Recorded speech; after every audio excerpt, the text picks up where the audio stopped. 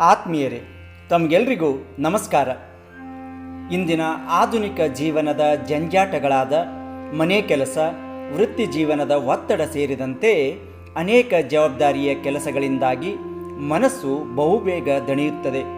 ಇದರಿಂದ ಜೀವನವು ಕೆಲವೊಮ್ಮೆ ತುಂಬ ಕಷ್ಟಕರ ಎನಿಸಿಬಿಡುತ್ತದೆ. ನಮ್ಮ ಜೀವನವು ಹಿಂದಿನಗಿಂತಲೂ ಇಂದು ಹೆಚ್ಚು ಕಾರ್ಯನಿರತವಾಗಿದೆ. ತಂತ್ರಜ್ಞಾನ ಮತ್ತು ಡಿಜಿಟಲ್ ಲೋಕ ದಿನಪೂರ್ತಿ ನಮ್ಮನ್ನು ಒದ್ದಾಡುವಂತೆ ಮಾಡಿದೆ. ಇದರಿಂದಾಗಿ ಬಹುತೇಕ ಜನ ಮನಸ್ಸಿನ ಶಾಂತಿಯನ್ನು ಕಳೆದುಕೊಳ್ಳುವುದರಲ್ಲಿ ಆಶ್ಚರ್ಯವೇನಿಲ್ಲ. ವ್ಯಕ್ತಿಯ ದೈಹಿಕ ಮತ್ತು ಮಾನಸಿಕ ಆರೋಗ್ಯ ಸರಿಯಾಗಿರಬೇಕು ಎಂದರೆ ಮಾನಸಿಕ ಸಮತೋಲನವನ್ನು ಕಾಪಾಡಿಕೊಳ್ಳುವುದು ಅಷ್ಟೇ ಮುಖ್ಯವಾದ ವಿಚಾರವಾಗಿದೆ. ಇಲ್ಲವಾದರೆ ನಾನಾ ರೀತಿಯ ಆರೋಗ್ಯ ಸಮಸ್ಯೆಗಳು ತಲೆದೂರುವುದರಲ್ಲಿ ಸಂದೇಹವೇ ಇಲ್ಲ. ಆರೋಗ್ಯ ಸಮಸ್ಯೆ ಹಾಗೂ ಒತ್ತಡದ ಪರಿಸ್ಥಿತಿಯ ಸಮತೋಲನವನ್ನು ನಿರ್ವಹಿಸಲು ಸಾಧ್ಯವಾಗದೇ ಇದ್ದಾಗ ಬಹುಬೇಗ ಮನಸ್ಸು ಬಳಲಿಕೆಗೆ ಒಳಗಾಗುತ್ತದೆ. ನಿತ್ಯವೂ ಚೈತನ್ಯಶೀಲರಾಗಿರಬೇಕು ಎಂದರೆ ನಮ್ಮ ದೈಹಿಕ ಮತ್ತು ಮಾನಸಿಕ ಆರೋಗ್ಯ ಸರಿಯಾಗಿರಬೇಕು. ಧನಾತ್ಮಕ ಚಿಂತನೆಗಳೆಡೆಗೆ ಮನಸ್ಸು ತಿರುಗಿದಾಗ ಸಮಸ್ಯೆಗಳೆಲ್ಲವೂ ಸರಳವಾಗಿ ತೋರುತ್ತವೆ. ಕೆಲಸಗಳು, ಕಷ್ಟಗಳು ಸರಳವಾಗಿ ನಿರ್ವಹಿಸಲು ಸಾಧ್ಯವಾಗುತ್ತದೆ. ಇಂತಹ ಒಂದು ಉತ್ತಮವಾದ ಮನಸ್ಸು ನಮ್ಮದಾಗಬೇಕು ಎಂದಾದರೆ ಮೊದಲು ಮನಸ್ಸಿಗೆ ಅನುಕೂಲವಾಗುವಂಥ ಮನಸ್ಸಿನ ವ್ಯಾಯಾಮ ಅಥವಾ ಮನಸ್ಸಿಗೆ ಶಾಂತಿ ದೊರೆಯಬೇಕಾಗುತ್ತದೆ. ಮನಸ್ಸಿನ ಆರೋಗ್ಯವನ್ನು ಸದಾಕಾಲ ಆರೈಕೆ ಮಾಡುವ ಒಂದು ಪುರಾತನ ಆಧ್ಯಾತ್ಮಿಕ ವೈಜ್ಞಾನಿಕ ಪದ್ಧತಿ ಅಥವಾ ಅತ್ಯುತ್ತಮವಾದ ವಿಧಾನ ಎಂದರೆ ಧ್ಯಾನ. ಏಕಾಗ್ರತೆಯಿಂದ ಕೂಡಿರುವ ಧ್ಯಾನ ಮಾನಸಿಕ ಆರೋಗ್ಯವನ್ನು ಕಾಪಾಡುವಲ್ಲಿ ಅತ್ಯಂತ ಪ್ರಮುಖ ಪಾತ್ರವನ್ನು ಹೊಂದಿದೆ. ನಿತ್ಯವೂ ಒಂದು ನಿರ್ದಿಷ್ಟ ದಿಕ್ಕು, ಸ್ಥಳ ಹಾಗೂ ನಿರ್ದಿಷ್ಟ ಸಮಯದಲ್ಲಿ ಕ್ರಮವಾಗಿ ಧ್ಯಾನವನ್ನು ಕೈಗೊಳ್ಳುವುದರಿಂದ ಮಾನಸಿಕ ಸ್ಥಿತಿಯು ಸದಾ ಆರೋಗ್ಯವಾಗಿರುವುದಲ್ಲದೆ ದಿನಪೂರ್ತಿ ಉಲ್ಲಾಸದಲ್ಲಿರುವಂತೆ ಮಾಡಲು ಸಹಾಯ ಮಾಡುತ್ತದೆ. ಜೊತೆಗೆ ಅನೇಕ ದೈಹಿಕ ಹಾಗೂ ಮಾನಸಿಕ ಆರೋಗ್ಯ ಸಮಸ್ಯೆಗಳನ್ನು ಸಹ ಇದು ನಿಯಂತ್ರಣದಲ್ಲಿಡುತ್ತದೆ. ಧ್ಯಾನವು ಒಂದು ಪುರಾತನವಾದ ಆಧ್ಯಾತ್ಮಿಕ ವೈಜ್ಞಾನಿಕ ಆಚರಣೆಯಾಗಿದ್ದು ಈ ಆಚರಣೆಯು ವರ್ಷಾನುವರ್ಷಗಳಿಂದ ವಿಕಸನಗೊಳ್ಳುತ್ತಾ ಬಂದಿದೆ ಹಾಗೂ ಒತ್ತಡ, ಖಿನ್ನತೆ ಮತ್ತು ಉದ್ವೇಗಗಳಂತಹ ಸಮಸ್ಯೆಗಳನ್ನು ಕಡಿಮೆ ಮಾಡುವಲ್ಲಿ ತನ್ನ ಮಹತ್ವದ ಪಾತ್ರವನ್ನು ಹೊಂದಿದೆ. ಇಷ್ಟು ಮಾತ್ರವೇ ಅಲ್ಲ, ಧ್ಯಾನವು ನಮ್ಮ ಗ್ರಹಿಕೆಯ ಸಾಮರ್ಥ್ಯದ ಕುರಿತು ಕಾಳಜಿ ವಹಿಸುತ್ತದೆ. ಒಂದು ವೇಳೆ ನಾವೇನಾದರೂ ಅತಿಯಾದ ಉದಾಸೀನತೆಯಲ್ಲಿ ಗಂಭೀರವಾದ ಸ್ಥಿತಿಯಿಂದ ಬಳಲುತ್ತಿದ್ದರೆ ನಮ್ಮಲ್ಲಿ ಏಕಾಗ್ರತೆ ಹಾಗೂ ಧ್ಯಾನದ ಕೊರತೆ ಇದೆ ಎಂದು ಗ್ರಹಿಸಬಹುದು. ಆದಾಗ್ಯೂ ನಮ್ಮ ಜೀವನ ಶೈಲಿಯಲ್ಲಿ ಸಕಾರಾತ್ಮಕ ಆರೋಗ್ಯಕರ ಬದಲಾವಣೆಯನ್ನುಂಟು ಮಾಡಲು ಈ ಧ್ಯಾನದಿಂದ ಸಾಧ್ಯ ಎನ್ನಲಾಗಿದೆ. ಧ್ಯಾನ ಎಂದರೇನು? ಇದೊಂದು ಸಾಮಾನ್ಯವಾದ ಪ್ರಶ್ನೆ ಎನಿಸದೇ ಇರದು. ಆದರೆ ಧ್ಯಾನದ ಅರ್ಥ ವಿಶಾಲವಾದದ್ದು. ಸಾಮಾನ್ಯವಾಗಿ ಕಣ್ಣು ಮುಚ್ಚಿಕೊಂಡು ದೇವರ ನಾಮ ಜಪಿಸುವುದು ಧ್ಯಾನ ಎಂತಲೂ, ಮನಸ್ಸನ್ನು ಖಾಲಿ ಮಾಡುವುದು, ಮನಸ್ಸನ್ನು ತೆರವುಗೊಳಿಸುವುದು ಅಥವಾ ಆಲೋಚನೆಗಳನ್ನು ನಿಲ್ಲಿಸುವುದು ಎಂದರ್ಥವಲ್ಲ. ಧ್ಯಾನವೆಂದರೆ ಭ್ರಮಾತ್ಮಕವಾಗಿ ಕಲ್ಪಿಸುವುದು ಅಲ್ಲ. ಧ್ಯಾನವೆಂದರೆ ಜಪಿಸುವುದು ಅಲ್ಲ. ಧ್ಯಾನವೆಂದರೆ ಗಾಯನವೂ ಅಲ್ಲ. ಧ್ಯಾನವೆಂದರೆ ನೃತ್ಯವೂ ಅಲ್ಲ. ಧ್ಯಾನವೆಂದರೆ ಭಾವಲೋಕದಲ್ಲಿ ವಿಹರಿಸುವುದು ಅಲ್ಲ. ಧ್ಯಾನವೆಂದರೆ ಪ್ರಾರ್ಥನೆಯೂ ಅಲ್ಲ. ಧ್ಯಾನವೆಂದರೆ ಪ್ರಾಪಂಚಿಕತೆಯಲ್ಲಿ ತೊಡಗುವುದು ಅಲ್ಲ. ಧ್ಯಾನವೆಂದರೆ ಇಲ್ಲದ ದೇವರನ್ನು, ಆತ್ಮವನ್ನು ಹುಡುಕಾಡುವುದು ಕೂಡ ಅಲ್ಲ. ಧ್ಯಾನದ ಅರ್ಥ ಮನಸ್ಸು ಮತ್ತು ದೇಹ ಒಂದೆಡೆ ಸೇರಿಸುವುದಾಗಿದೆ. ಯಾವುದಾದರೂ ಒಂದು ವಿಷಯದ ಮೇಲೆ ಅಥವಾ ವಸ್ತುವಿನ ಮೇಲೆ ಎಡಬಿಡದೆ ಸಮಚಿತ್ತದಿಂದ ಗಮನವಿಡುವ ಸ್ಥಿತಿಯೇ ಧ್ಯಾನ ಎಂದಿದ್ದಾರೆ. ಅಂದರೆ ಮನಸ್ಸಿನ ಸ್ವರೂಪವು ಯೋಚಿಸುವುದು. ಆ ಆಲೋಚನೆಗಳನ್ನು ಹೆಚ್ಚು ಸ್ಪಷ್ಟವಾಗಿ ನೋಡುವುದು, ಕಂಡುಕೊಳ್ಳುವ ಅಥವಾ ಸ್ಪಷ್ಟವಾಗಿ ಅರ್ಥೈಸಿಕೊಳ್ಳುವುದಾಗಿದೆ. ಮನಸ್ಸಿಗೆ ಅಸಾಧ್ಯವಾದ ಕೆಲಸವನ್ನು ಸಾಧ್ಯ ಮಾಡುವ ಸಾಮರ್ಥ್ಯ ಈ ಧ್ಯಾನದಲ್ಲಿದೆ ಎನ್ನಲಾಗಿದೆ. ಪತಂಜಲಿ ಮುನಿಯು ತನ್ನ ಅಷ್ಟಾಂಗ ಯೋಗದಲ್ಲಿ ಧ್ಯಾನದ ಕುರಿತು ವಿವರಿಸಿದ್ದು, ಧ್ಯಾನ ಸಾಧನೆಯ 7ನೆಯ ಮೆಟ್ಟಿಲಾಗಿದೆ. 6ನೆಯ ಮೆಟ್ಟಿಲು ಧಾರಣ. ಧಾರಣ ಎಂದರೆ ಒಂದೇ ವಿಷಯದ ಮೇಲಿನ ಏಕಾಗ್ರತೆ. ಧ್ಯಾನ ಎಂದರೆ ತಲ್ಲೀನತೆ. ಮನಸ್ಸು ಚಂಚಲವಾಗದೆ, ತಿಕ್ಕಾಟಕ್ಕೊಳಗಾಗದೆ ತನ್ನ ಕ್ರಿಯೆಯತ್ತಲೇ ಏಕಾಗ್ರವಾಗಿರುವ ಸ್ಥಿತಿ. ಆಂತರ್ಯದ ಜ್ಞಾನವು ಬುದ್ಧಿಯೊಡನೆ ಉದ್ವೇಗರಹಿತವಾಗಿ ಸಂಗಮಿಸುವಂತೆ ಪ್ರೇರಣೆ ನೀಡುತ್ತದೆ. ಇದೇ ಸ್ಥಿತಿ ಹೆಚ್ಚು ಸಮಯ ಮುಂದುವರೆದರೆ ಅದೇ ಧ್ಯಾನ ಎನ್ನಲಾಗಿದೆ. ಧ್ಯಾನವನ್ನು ಯಾರು ಬೇಕಾದರೂ ಮಾಡಬಹುದು. ಇದಕ್ಕೆ ವಯಸ್ಸಿನ ಮಿತಿ ಇಲ್ಲ. ಜಾತಿ, ಧರ್ಮ, ಲಿಂಗಗಳ ಭೇದವಿಲ್ಲ. ಧ್ಯಾನವು ಅಭ್ಯಾಸಿಯ ಶಕ್ತಿಗನುಗುಣವಾಗಿ ಎಷ್ಟು ಹೊತ್ತು ಬೇಕಾದರೂ ಅಭ್ಯಾಸಿಸಬಹುದು. ಆದರೆ ಧ್ಯಾನದ ಕಡೆ ಮನಸ್ಸು ಹರಿಸುವುದು ತುಸು ಕಷ್ಟದ ಕೆಲಸವೇ ಸರಿ. ಆದರೆ ದೃಢ ನಿರ್ಧಾರ, ಸಂಕಲ್ಪದಿಂದ ಮಾತ್ರ ಸಾಧ್ಯ. ಯಾವುದೇ ಮರವನ್ನು ನೆಟ್ಟಾಗ ಕೂಡಲೇ ಫಲ ದೊರೆಯುವುದಿಲ್ಲ. ಅದು ಫಲ ನೀಡಬೇಕಾದರೆ ಕೆಲವು ದಿನಗಳು ಅಥವಾ ಕೆಲವು ತಿಂಗಳುಗಳು ಬೇಕಾಗುತ್ತದೆ. ಅದೇ ರೀತಿ ಧ್ಯಾನದಲ್ಲೂ ಕೂಡ ಧ್ಯಾನ ಅಭ್ಯಾಸಿಸಿದ ಒಂದೇ ದಿನದಲ್ಲಿ ಫಲ ದೊರೆಯುವುದಿಲ್ಲ. ಆದರೆ ಭವಿಷ್ಯದಲ್ಲಿ ಖಂಡಿತವಾಗಿಯೂ ಅನಿರೀಕ್ಷಿತ ಫಲ ದೊರೆಯುವುದರಲ್ಲಿ ಸಂದೇಹವೇ ಇಲ್ಲ. ಧ್ಯಾನದಲ್ಲಿ 2 ಪ್ರಕಾರಗಳಿವೆ. ಮೊದಲನೆಯದು ಸಾಕಾರ ಅಥವಾ ಸಬೀಜ ಧ್ಯಾನ. 2ನೆಯದು ನಿರಾಕಾರ ಅಥವಾ ನಿರ್ಬೀಜ ಧ್ಯಾನ.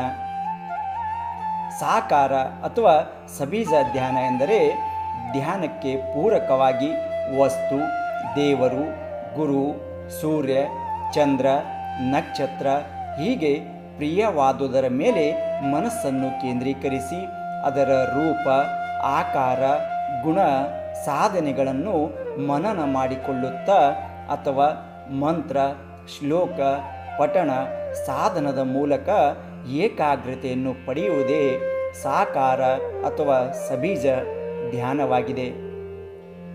ನಿರಾಕಾರ ಅಥವಾ ನಿರ್ಬೀಜ ಧ್ಯಾನ ಎಂದರೆ ಧಾರಣಗೊಂಡ ದೇಹದ ಉಸಿರಾಟ ಪ್ರಕ್ರಿಯೆಯ ಮೇಲೆ ಮನಸ್ಸನ್ನು ಕೇಂದ್ರೀಕರಿಸಿ ಕ್ರಮೇಣ ನಿರಾಕಾರವಾದ ಅನಂತಾತೀತವಾದ ಶೂನ್ಯದಲ್ಲಿ ಮನಸ್ಸನ್ನು ಉನ್ನತ ಸ್ಥಿತಿಯತ್ತ ಕೊಂಡೊಯ್ಯುವುದೇ ನಿರಾಕಾರ ಅಥವಾ ಸಬೀಜ ಧ್ಯಾನವಾಗಿದೆ. ಧ್ಯಾನಕ್ಕೆ ಸಿದ್ಧತೆ ಹೇಗಿರಬೇಕು ಅನ್ನೋದು ಕೂಡ ಇಲ್ಲಿ ವೈಜ್ಞಾನಿಕವಾಗಿ ತಿಳಿಸಲಾಗಿದೆ. ನಿಮ್ಮೊಳಗಿನ ಗೊಂದಲಗಳನ್ನು ಶಾಂತಗೊಳಿಸಲು ಹಾಗೂ ಅಸ್ಪಷ್ಟತೆಗಳನ್ನು ತಿಳಿಗೊಳಿಸಲು ಸ್ವಲ್ಪ ಸಮಯ ಮೀಸಲಿಡಬೇಕು. ಅದಕ್ಕಾಗಿ ನಿರಂತರ ವಾರ್ತೆ ಓದುವ ಬಾಯಿಯನ್ನು ಸ್ವಲ್ಪ ಹೊತ್ತು ಮೌನಗೊಳಿಸಬೇಕು. ಹೊರಗಿನೆಲ್ಲವನ್ನು ರೆಕಾರ್ಡಿಂಗ್ ಮಾಡುತ್ತಿರುವ ಕಿವಿಯನ್ನು ಸ್ವಲ್ಪ ಹೊತ್ತು ಸ್ತಬ್ಧಗೊಳಿಸಬೇಕು. ಪ್ರತಿಕ್ಷಣಕ್ಕೂ ಚಿತ್ರಣಗಳನ್ನು ಕ್ಲಿಕ್ಕಿಸುವ ಕಣ್ಣಿನ ರೆಪ್ಪೆಗಳನ್ನು ಮುಚ್ಚಿ ಮನಸ್ಸನ್ನು ಸಂಪೂರ್ಣವಾಗಿ ಆಫ್ ಮಾಡಬೇಕು. ಈ ಧ್ಯಾನಕ್ಕೆ ಸೂಕ್ತವಾದ ಸ್ಥಳದ ಆಯ್ಕೆ ಅತ್ಯಂತ ಪ್ರಮುಖವಾದ ವಿಷಯವಾಗಿದೆ. ಧ್ಯಾನವನ್ನು ಅಭ್ಯಾಸ ಮಾಡುವಲ್ಲಿ ಸ್ಥಳದ ಪಾತ್ರ ಅತ್ಯಂತ ಮಹತ್ವದ್ದು. ಶುದ್ಧ ಗಾಳಿ, ಬೆಳಕಿನಿಂದ ಕೂಡಿದ, ಸದ್ದು ಗದ್ದಲವಿಲ್ಲದ, ಸಮತಟ್ಟಾದ ಹಾಗೂ ಪ್ರಶಾಂತವಾದ ಸ್ಥಳವೇ ಧ್ಯಾನಕ್ಕೆ ಸೂಕ್ತ ಎನ್ನಲಾಗಿದೆ. ಅಲ್ಲದೆ ಧ್ಯಾನಕ್ಕೆ ನಿಗದಿತವಾದ ಸಮಯ ಕೂಡ ಅತ್ಯಂತ ಪ್ರಮುಖ ಪಾತ್ರ ವಹಿಸುತ್ತದೆ ಎನ್ನಲಾಗಿದೆ. ಬೆಳಿಗ್ಗೆ ಸಮಯ ಹಾಗೂ ಸಾಯಂಕಾಲ ಧ್ಯಾನವನ್ನು ಅಭ್ಯಾಸ ಮಾಡಬಹುದು. ಪ್ರಸ್ತುತ ಒತ್ತಡದ ದಿನಗಳಲ್ಲಿ ಲಭ್ಯವಿರುವ ಬಿಡುವಿನ ವೇಳೆ ಲಘು ಧ್ಯಾನವನ್ನು ಮಾಡಿ ವಿಶ್ರಾಂತಿಯನ್ನು ಕೂಡ ಪಡೆಯಬಹುದಾಗಿದೆ. ಧ್ಯಾನವನ್ನು ಮಾಡಬೇಕಾದರೆ ನೆಲಹಾಸು ಅತ್ಯಂತ ಪ್ರಮುಖವಾದ ಪಾತ್ರ ವಹಿಸುವಲ್ಲಿ ಒಂದಾಗಿದೆ. ಧ್ಯಾನಕ್ಕೆ ಕೂರಲು ಶುಭ್ರವಾದ ಬಟ್ಟೆ ಅಥವಾ ಜಮಖಾನೆಯನ್ನು ಬಳಸುವುದು ಉತ್ತಮವಾದದ್ದು. ಧ್ಯಾನವನ್ನು ಮಾಡಲಿಕ್ಕೆ ಕುಳಿತುಕೊಳ್ಳುವ ವಿಧಾನ ಇಲ್ಲಿ ಪ್ರಮುಖ ಪಾತ್ರ ವಹಿಸುತ್ತದೆ. ಧ್ಯಾನಕ್ಕೆ ಪದ್ಮಾಸನದಲ್ಲಿ ಕೂರುವುದು ಅತ್ಯಂತ ಒಳ್ಳೆಯದು ಎನ್ನಲಾಗಿದೆ. ಸಾಧ್ಯವಾಗದಿದ್ದಲ್ಲಿ ಯಾವುದಾದರೂ ಅನುಕೂಲಕರ ಸ್ಥಿತಿಯಲ್ಲಿ ಕೂರಬಹುದು. ನೆಲದ ಮೇಲೆ ಕೂಡಲು ಸಾಧ್ಯವಾಗದವರು ಕುರ್ಚಿಯ ಮೇಲೆ ನೇರವಾಗಿ ಕುಳಿತುಕೊಳ್ಳಬೇಕು. ಒಟ್ಟಿನಲ್ಲಿ ಬೆನ್ನಿನ ಹುರಿ ಹಾಗೂ ಕುತ್ತಿಗೆಯು ನೇರವಾಗಿರಬೇಕು. ಧ್ಯಾನವನ್ನು ಮಾಡುವಾಗ ಧ್ಯಾನಕ್ಕೆ ಜ್ಞಾನ ಮುದ್ರೆ, ಚಿನ್ಮುದ್ರೆ ಅಥವಾ ಚಿನ್ಮಯ ಮುದ್ರೆ ಅಥವಾ ಇನ್ನಿತರ ಮುದ್ರೆಗಳನ್ನು ತಾವು ಬಳಸಬಹುದಾಗಿದೆ. ಧ್ಯಾನವನ್ನು ಅಭ್ಯಾಸಿಸುವಲ್ಲಿ ಕೆಲವು ಪ್ರಮುಖ ನಿಯಮಗಳನ್ನು ನಾವೆಲ್ಲರೂ ಪಾಲಿಸಲೇಬೇಕು. ಧ್ಯಾನ ಪ್ರಾರಂಭಿಸುವ ಮುನ್ನ ಮಲಮೂತ್ರ ವಿಸರ್ಜನೆ ಮಾಡಿ ನಂತರ ಧ್ಯಾನಕ್ಕೆ ಕುಳಿತುಕೊಳ್ಳಬೇಕು. ಶುಭ್ರವಾದ ಹಾಗೂ ಸರಳವಾದ ಉಡುಪನ್ನು ಧರಿಸಬೇಕು. ಧ್ಯಾನಕ್ಕೆ ಮೊದಲು ಸ್ನಾನ ಮಾಡಿದರೆ ತುಂಬ ಒಳ್ಳೆಯದು. ನೆಲದ ಮೇಲೆ ಜಮಖಾನೆಯನ್ನು ಹಾಸಿ ಅದರ ಮೇಲೆ ಧ್ಯಾನವನ್ನು ಮಾಡಬೇಕು. ಹಿರಿಯರು ಹಾಗೂ ನೆಲದ ಮೇಲೆ ಕೂರಲು ಆಗದವರು ಕುರ್ಚಿಯ ಮೇಲೆ ನೇರವಾಗಿ ಕುಳಿತುಕೊಂಡು ಧ್ಯಾನವನ್ನು ಅಭ್ಯಾಸಿಸಬಹುದಾಗಿದೆ. ಒತ್ತಡದಿಂದ ಮುಕ್ತರಾಗಬೇಕು. ಸಮಯವನ್ನು ಮುಂಚಿತವಾಗಿ ನಿರ್ಧರಿಸಿಕೊಳ್ಳಬೇಕು. ಮನಸ್ಸನ್ನು ಪ್ರಶಾಂತವಾಗಿರುವಂತೆ ನೋಡಿಕೊಳ್ಳಬೇಕು. ಧ್ಯಾನಕ್ಕೆ ಯಾವುದಾದರೊಂದು ದಿಕ್ಕು, ಸ್ಥಳ ಹಾಗೂ ನಿಗದಿತ ಸಮಯವನ್ನು ನಿರ್ಧರಿಸಿಕೊಳ್ಳಬೇಕು. ಯಾಕೆಂದರೆ ಒಂದೇ ದಿಕ್ಕಿನ ಕಡೆ ಒಂದೇ ಸ್ಥಳದಲ್ಲಿ ಹಾಗೂ ನಿಗದಿತವಾದ ಸಮಯದಲ್ಲಿ ಧ್ಯಾನ ಮಾಡುವುದರಿಂದ ಬೇಗ ತಾವು ಲಾಭಗಳನ್ನು ಪಡೆಯಬಹುದು ಎಂದು ವೈಜ್ಞಾನಿಕವಾಗಿ ತಿಳಿಸಲಾಗಿದೆ. ಧ್ಯಾನದಿಂದಾಗುವ ಪ್ರಯೋಜನ ಕೂಡ ಹಲವಾರು ಎಂದು ತಿಳಿಸಲಾಗಿದೆ. ಧ್ಯಾನದಿಂದ ಒತ್ತಡ ನಿವಾರಣೆಯಾಗುತ್ತದೆ ಎನ್ನಲಾಗಿದೆ. ನಾವು ಧ್ಯಾನ ಮಾಡಿದಾಗ ಮನದಲ್ಲಿರುವ ಒತ್ತಡ ನಿವಾರಣೆಯಾಗಿ ದೇಹ ಹಗುರವಾಗುತ್ತದೆ. ನಮ್ಮ ದೇಹದಲ್ಲಿರುವ ಒತ್ತಡವನ್ನು ಕಡಿಮೆ ಮಾಡುವ ಹಾರ್ಮೋನ್ಗಳು ಇಲ್ಲಿ ಹುಟ್ಟಿಕೊಳ್ಳುತ್ತವೆ. ಪರಿಪೂರ್ಣವಾಗಿ ನಿದ್ರೆಗೆ ಸಹಾಯಕವಾಗಬಲ್ಲದು.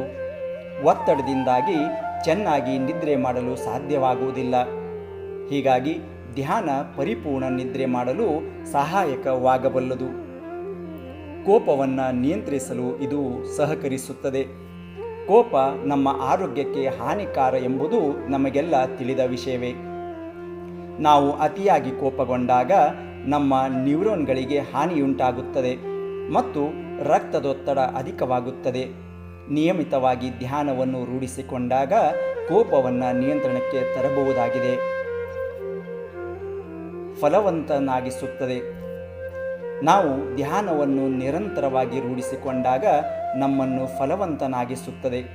ವಿಶೇಷವಾಗಿ ಮಹಿಳೆಯರು ಧ್ಯಾನದಿಂದ ಒತ್ತಡರಹಿತವಾದಾಗ ಗರ್ಭಧಾರಣೆಯ ಸಾಧ್ಯತೆಗಳು ಹೆಚ್ಚು ಎನ್ನಲಾಗಿದೆ. ಭಾವನಾತ್ಮಕ ಸದೃಢತೆಯನ್ನು ಇದು ತರುತ್ತದೆ. ಖಿನ್ನತೆಯನ್ನು ದೂರವಾಗಿಸಿ ಭಾವನಾತ್ಮಕವಾಗಿ ನಮ್ಮೆಲ್ಲರನ್ನ ಸದೃಢವಾಗಿಸುತ್ತದೆ. ಉಸಿರಾಟ ತೊಂದರೆಗಳನ್ನು ನಿವಾರಣೆ ಮಾಡುವಲ್ಲಿ ಧ್ಯಾನ ಪ್ರಮುಖ ಪಾತ್ರವನ್ನು ವಹಿಸುತ್ತದೆ. ಧ್ಯಾನದಿಂದ ಒತ್ತಡ ಕಡಿಮೆಯಾಗಿ ನಮ್ಮ ಉಸಿರಾಟ ಸಹಜವಾಗುತ್ತದೆ. ಇದರಿಂದಾಗಿ ಉಸಿರಾಟದ ತೊಂದರೆಗಳು ನಿವಾರಿಸಲು ಸಹಾಯವಾಗುತ್ತದೆ. ರೋಗ ನಿರೋಧಕ ಶಕ್ತಿ ಹೆಚ್ಚಾಗುತ್ತದೆ. ನಿಯಮಿತವಾಗಿ ಧ್ಯಾನ ಮಾಡುವುದರಿಂದ ದೇಹದಲ್ಲಿ ರೋಗ ನಿರೋಧಕ ಶಕ್ತಿ ಕೂಡ ವೃದ್ಧಿಸುತ್ತದೆ. ಸ್ನಾಯು ಸೆಳೆತವನ್ನು ನಿವಾರಿಸುತ್ತದೆ. ಒತ್ತಡದಿಂದ ಸ್ನಾಯುಗಳು ತೀವ್ರ ನೋವು ಉಂಟು ಮಾಡುತ್ತದೆ. ಧ್ಯಾನವು ಒತ್ತಡವನ್ನು ನಿವಾರಿಸಿ ಸ್ನಾಯು ಸೆಳೆತವನ್ನು ದೂರ ಮಾಡುತ್ತದೆ. ಸ್ಮರಣ ಶಕ್ತಿ ಹೆಚ್ಚಾಗುವಲ್ಲಿ ಧ್ಯಾನವು ಪ್ರಮುಖವಾದ ಪಾತ್ರ ವಹಿಸುತ್ತದೆ. ಅಷ್ಟೇ ಅಲ್ಲದೆ ಇನ್ನಿತರ ಹಲವು ಪ್ರಯೋಜನಗಳು ಧ್ಯಾನದ ಅಭ್ಯಾಸದಿಂದ ನಾವು ಪಡೆಯಬಹುದಾಗಿದೆ. ಧ್ಯಾನದ ಅಭ್ಯಾಸದಿಂದ ಮನಸ್ಸು ಮಗುವಿನಂತೆ ವಿಶ್ರಮಿಸುತ್ತದೆ. ಮನಸ್ಸಿನ ದ್ವಂದ್ವವನ್ನು ದೂರವಾಗಿಸುತ್ತದೆ. ಅಲ್ಲದೆ ಏಕಾಗ್ರತೆಯನ್ನು ಈ ಧ್ಯಾನವು ಹೆಚ್ಚಿಸುತ್ತದೆ. ಮನಸ್ಸನ್ನು ಪ್ರಶಾಂತವಾಗಿರಿಸುವುದರಿಂದ ವಿದ್ಯಾರ್ಥಿಗಳ ಅಭ್ಯಾಸಕ್ಕೆ ಸಹಕಾರಿಯಾಗುವುದರ ಜೊತೆಗೆ ನೆನಪಿನ ಶಕ್ತಿಯನ್ನು ಕೂಡ ಇದು ಹೆಚ್ಚಿಸುವಲ್ಲಿ ಪ್ರಮುಖವಾದ ಪಾತ್ರವನ್ನು ವಹಿಸುತ್ತದೆ. ಅಲ್ಲದೆ ಪ್ರಜ್ಞೆಯ ವಿಸ್ತಾರಕ್ಕೆ ಧ್ಯಾನ ತುಂಬ ಒಳ್ಳೆಯದು ಎನ್ನಲಾಗಿದೆ. ಮೆದುಳನ್ನು ಪ್ರಚೋದಿಸುವ ಉಸಿರಾಟ ಪ್ರಕ್ರಿಯೆ, ಹೃದಯದ ಬಡಿತ ಸೇರಿದಂತೆ ಹಲವು ಶಾರೀರಿಕ ಸ್ವಾಭಾವಿಕ ಕ್ರಿಯೆಗಳನ್ನು ನಿಯಂತ್ರಣದಲ್ಲಿಡುತ್ತದೆ. ಭಾವೋದ್ವೇಗವನ್ನು ನಿಯಂತ್ರಣದಲ್ಲಿಡುತ್ತದೆ. ಚಿಂತನೆ ಗುಣ ಹೆಚ್ಚಿಸಿ ದೇಹ ಮತ್ತು ಮನಸ್ಸಿಗೆ ಚೈತನ್ಯವನ್ನು ನೀಡುತ್ತದೆ. ಜೊತೆಗೆ ದೃಢತೆಯನ್ನು ಕೂಡ ಇದು ಒದಗಿಸುತ್ತಾ ಹೋಗುತ್ತದೆ. ಮನಸ್ಸಿಗೆ ಶಾಂತಿಯನ್ನು ದೊರಕಿಸುವಲ್ಲಿ ಕೂಡ ಇದು ತನ್ನ ಕೆಲಸವನ್ನು ನಿರ್ವಹಿಸುತ್ತದೆ.